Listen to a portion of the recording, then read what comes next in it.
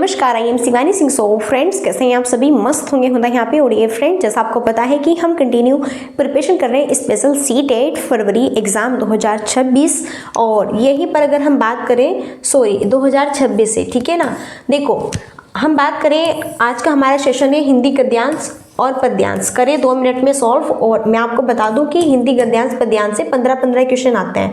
और ये पेपर 1 और पेपर 2 दोनों ही एग्जाम्स के लिए बेस्ट सेशन है। और 15 नंबर फ्री है अगर गद्यांश पद्यांश आपसे अच्छे सॉल्व करना आता है, बिल्कुल फ्री। और 15 पेडागोगी के आते हैं। तो आपकी जो C-TET होता है ना, काफ़ी ईजी होता है, बस आपको थोड़ी उसकी प्रिपरेशन करनी होती है।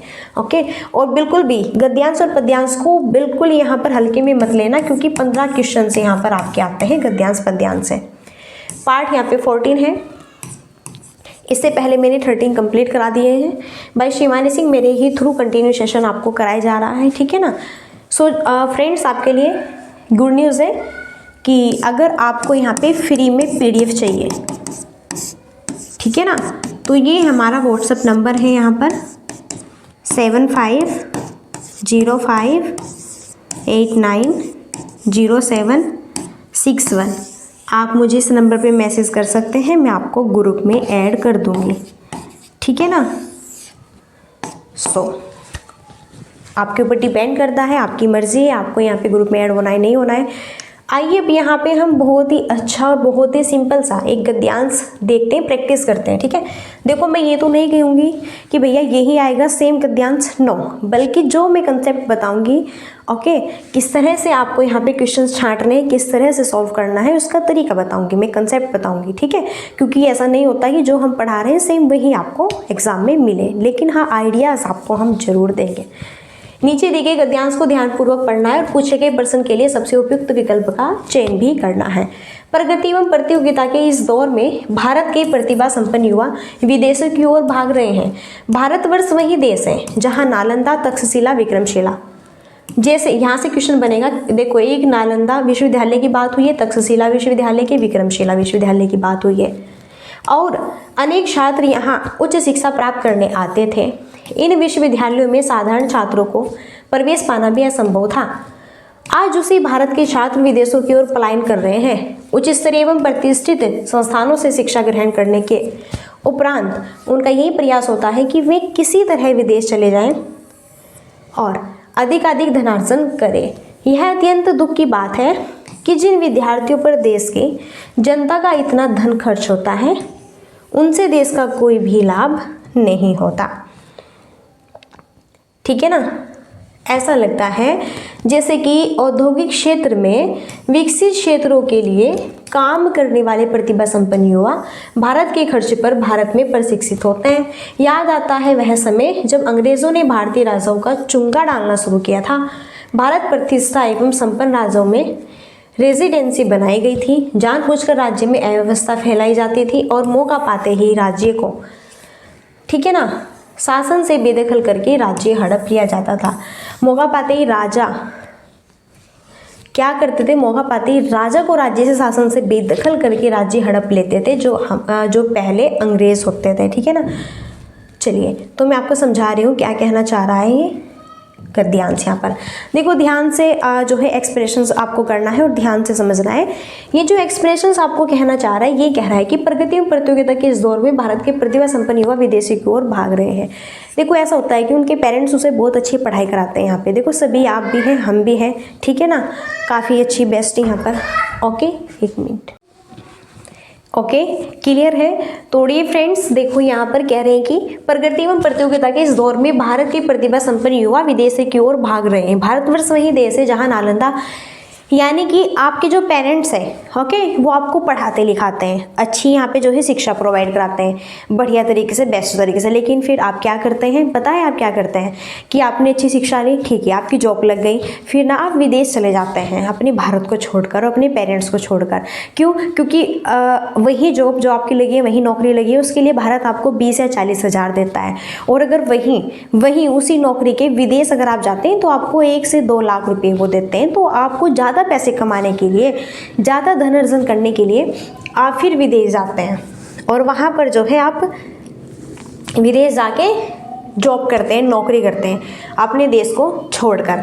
तो यही चीज़ यहाँ पर जो है कही गई है कि इन विश्वविद्यालयों में साधारण छात्रों को प्रवेश पाना भी असंभव था। आज उसी भारत के छात्र विदेशों की ओर पलायन कर रहे हैं।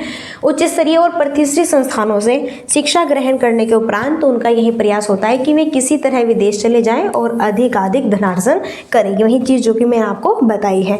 यह अत्यंत दुख की बात है कि जिन विद्यार्थियों पर देश की जनता का इतना धन खर्च होता है और उनसे देश का कोई लाभ ही नहीं होता कि भैया अगर आप अपने देश पर ही, ठीक है ना, अपने देश का ही विकास करेंगे, अगर आप यहीं पर जॉब करेंगे, यहीं पर आप जो है एक दूसरे व्यक्ति को मोटिवेट करेंगे, खुद यहाँ पर बताएंगे कि मुझे कैसे सक्सेसता मिली है, ओके, तो इसमें आपकी देश का फायदा होगा, अच्छा विकास होगा। लेकिन आपको तो भैया ज़्यादा धन लेना है और आप फिर यहाँ से जो है विदेश की ओर पलायन कर जाते हैं, भाग जाते हैं। ऐसा लगता है जैसे औद्योगिक क्षेत्र में विकसित क्षेत्रों के लिए काम करने वाले प्रतिभा संपन्न युवा भारत के खर्चे पर भारत में प्रशिक्षित होते हैं। याद आता है वह समय जब अंग्रेजों ने भारतीय राजाओं का चुंगा डालना शुरू किया था। यानी कि पहले अगर टाइम की बात करें, उस समय की बात करें कि जब यहाँ पर अंग्रेज़ों ने अपना, ठीक है ना, जो है दावा कह सकते हैं चलाया हुआ था खुद यहाँ पर, ओके, और जो जितने भारत में स्टेट है, भारत के जो राज्य हैं, वहाँ पर जो राजा होते थे, ओके, वो व्यवस्था को चलाते थे। लेकिन ये जो अंग्रेज़ यहाँ पे हमारे भारत में आए, वो क्या करते थे, हमारे राज्य से राजा को जो है क्या करते थे, बेदखल करके और ख़ुद वहाँ पर फिर उस राज्य को हड़प लेते थे। पहले ऐसे तो चलता था। पहले यहाँ पर किसका राज था? अंग्रेज़ों का राज था, मुगलों का राज था, ओके, पुर्तगाली जो बाहर के विदेशी थे ना, उनका ही राज था। बाकी भैया हम लोगों को तो तभी यहाँ पे सही से सारी चीज़ें तभी हमें प्रोवाइड हुई है जब हमें यहाँ पे स्वतंत्रता प्राप्त हुई है, ठीक है ना। चलिए,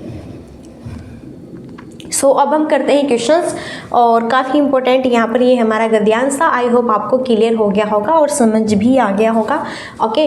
नेक्स्ट है, भारतवर्ष के प्रख्यात विश्वविद्यालय थे नालंदा, सांची, उज्जैन, तक्षशिला, इंदौर, इंद्रप्रस्थ। नालंदा, तक्षशिला, विक्रमशिला, विक्रमशिला, नालंदा और ओरछा। तो ये बताना है। देखो मैंने आपको बताया है गद्यांश में कौन कौन से विश्वविद्यालय की बात हुई है। एक तो आपका जो है तक्षशिला की बात हुई है, सॉरी, एक आपका नालंदे की बात हुई है, एक आपका तक्षशिला की बात हुई और एक विक्रमशिला। बताओ इन तीन जो गद्यांश हैं इनकी तो बात हुई है। यहाँ पर आप देख सकते हैं, देखो यहीं से क्वेश्चन बना है। देखो तक्षशिला, विक्रमशिला और नालंदा, देखो इन तीन विश्वविद्यालयों की बात हुई है। तो बस यही पूछा है कि भारतवर्ष के प्रख्यात विश्वविद्यालय थे नालंदा, तक्षशिला और विक्रमशिला। नेक्स्ट है, शिक्षित युवकों के विदेश गमन का मुख्य कारण क्या है? शिक्षित युवकों के विदेश गमन का मुख्य कारण क्या था? अधिक से अधिक धनार्जन की लालसा होना, पर्यटन की लालसा पूर्ति होना, आराम करने की छूट मिलना, स्वदेश के प्रति प्रेम का अभाव यहाँ पर होना। तो देखो शिक्षित युवक जो भारत में अच्छी पढ़ाई लेकर और जब उनकी नौकरी लग जाती है और फिर वो विदेशों में जाकर जॉब करते हैं, नौकरी करते हैं, ठीक है ना। क्यों विदेशी की ओर गमन हुआ है उनका, क्यों विदेशों में जाते हैं जो यहाँ पे भारत के युवक हैं, क्यों विदेशों की ओर जाकर वो नौकरी करना चाहते हैं, जॉब करना चाहते हैं दूसरे पड़ोसी के यहाँ, ठीक है ना। सो उनको होती है अधिक से अधिक धन की लालसा। बताओ यहाँ पर इस गद्यांश में दिया हुआ है कि नहीं है कि धनार्जन की लालसा के लिए अधिक से अधिक धन की उन्हें लालसा होती है। और धन की लालसा जैसे मैंने आपको बताया कि यही जो जॉब है आपको भारत यहाँ पर 20 या फिर 40,000 रुपये देगा और इसी नौकरी के जो विदेश है आपको 1 से 2 लाख रुपए देगा। तो अब आपको लाख रुपए चाहिए कि हज़ार चाहिए? आपको तो भैया लाखों के पीछे भागना है। तो इसलिए आप अपने भारत को छोड़कर अधिक धन की लालसा में विदेश की ओर पलायन करते हैं। नेक्स्ट है, अंग्रेज भारतीय राजाओं का राज्य हड़पते थे। देखो जो अंग्रेज है वो भारतीय राजाओं का राज्य कैसे हड़पते थे?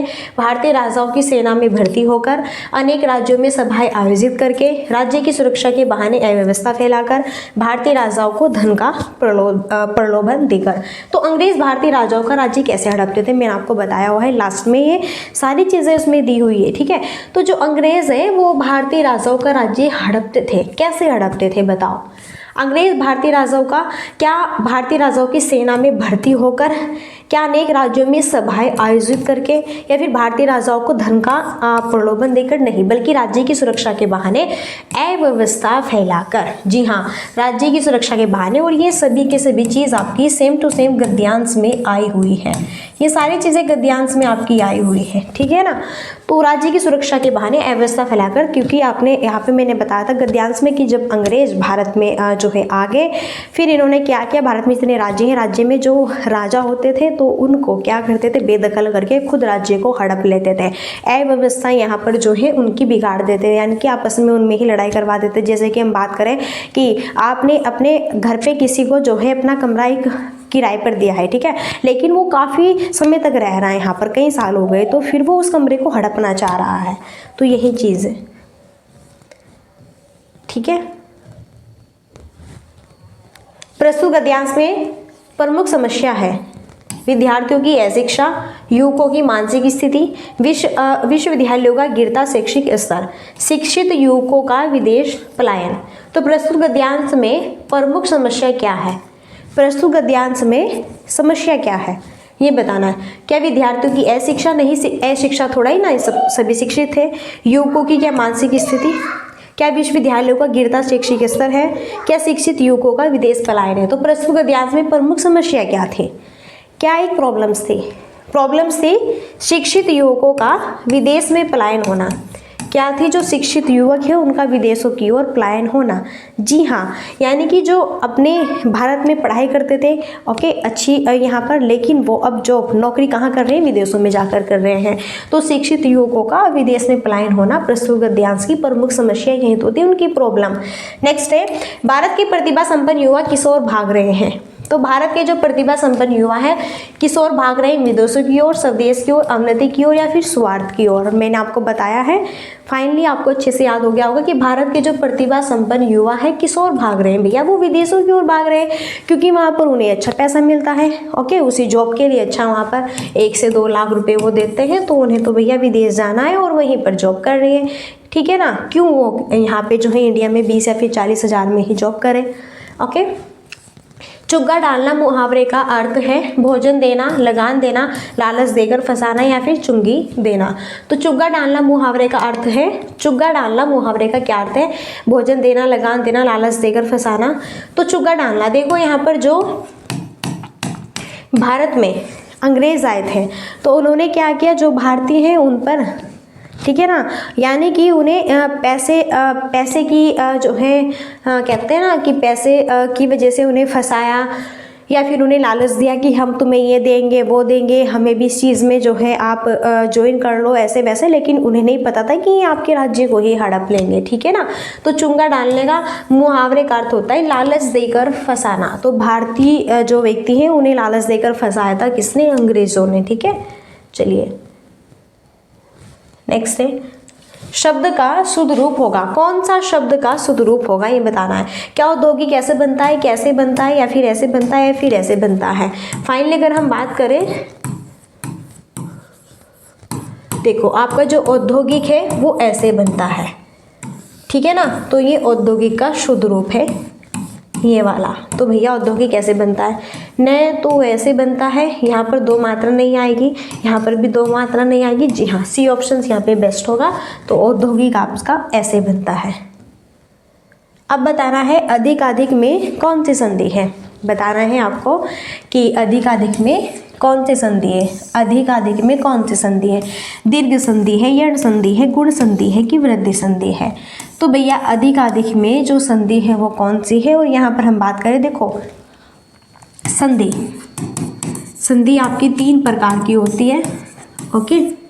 व्यंजन संधि, विसर्ग संधि और स्वर संधि। जो स्वर संधि होती है उसके 5 प्रकार होते हैं। 5 प्रकार, पहला यहाँ पे दीर्घ संधि होती है, और जो है गुण संधि होती है, और जो है वृद्धि संधि होती है, और जो है यहाँ पर अयादि संधि होती है, और यहाँ पर यण संधि होती है। ये सब जो है स्वर संधि के प्रकार हैं, ठीक है ना। चलिए बहुत इंपॉर्टेंट है। तो अधिक में कौन सी संधि है, देखो अधिक, यहाँ पर इसका संधि विच्छेद कीजिए। अधिक, इसका संधि विच्छेद क्या होगा, अधिक प्लस अधिक, क्या होगा, अधिक प्लस अधिक, इसका संधि विच्छेद हो जाएगा।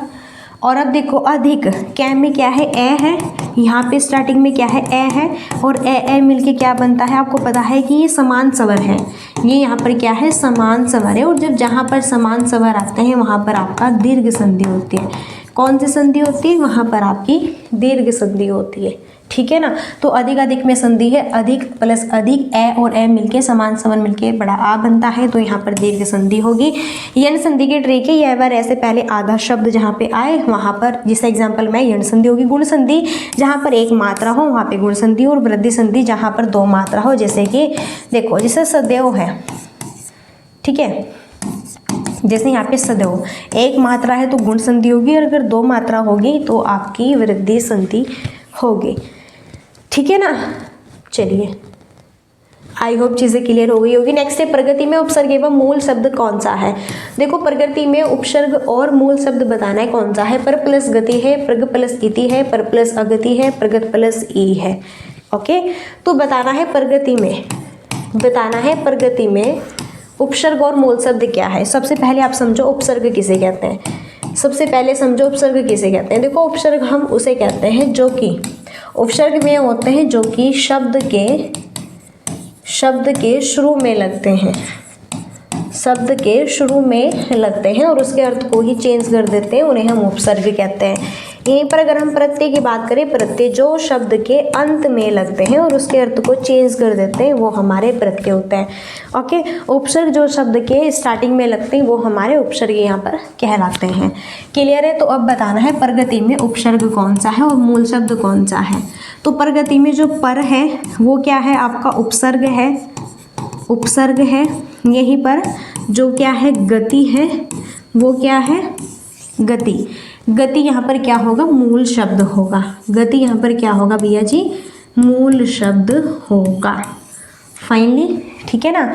तो यहाँ पर होगा देखो पर उपसर्ग होगा और गति इसमें मूल शब्द होगा, ठीक है ना। इस तरह क्वेश्चन सॉल्व किए जाते हैं आपके। क्लियर है। आई होप चीज़ें समझ आ गई होगी और सारी चीज़ें क्लियर भी हो गई होंगी। सो चलिए यहाँ पर हमारा गद्यांश फिनिश हुआ। ओके, और आई होप चीज़ें क्लियर हो गई होंगी। तो फ्रेंड्स अब जो है हम नेक्स्ट सेशन में मिलते हैं, और तब तक के लिए जो है आप अगर फर्स्ट टाइम चैनल पे आए तो सभी फटाफट चैनल को ज्वाइन कर लीजिए, क्योंकि यहाँ पे सबसे बेस्ट क्लासेस आपको मिलती है, टॉप एकदम 100 वाली। ओके, फाइनली सारी चीज़ें कंप्लीट हुई। एक बार फिर से बता दे रही हूँ कि अगर आपको PDF चाहिए तो आपको देखो ये नीचे व्हाट्सएप नंबर दिया हुआ है 7505890761 पर आप मुझे मैसेज कर सकते हैं, मैं आपको ग्रुप में ऐड कर दूंगी, ठीक है ना।